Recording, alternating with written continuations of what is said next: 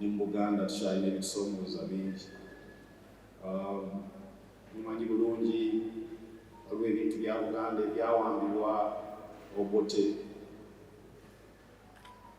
ne tufuna bannaffe ne batuyamba okubinunula, naye ate bwe babinunula ate bannaffe ne batusigazaako ebintu bingi byatuddira n'ebingi Buganda byekyabanja.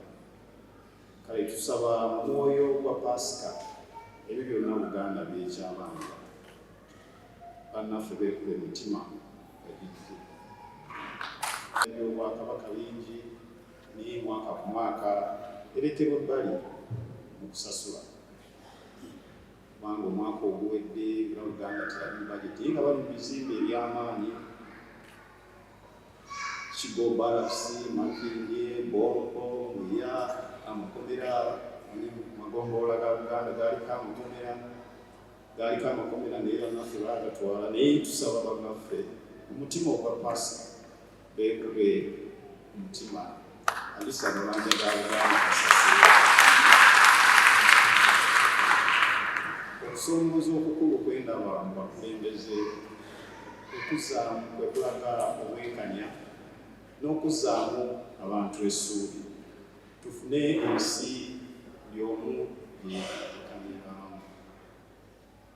Weewaawo mu Buganda tukyabanja federo, naye nsuubira nti ng'ombe empya Ssebo Ssaabasumba eri nti Katonda mbeera nga naawe embiro kw'otadde.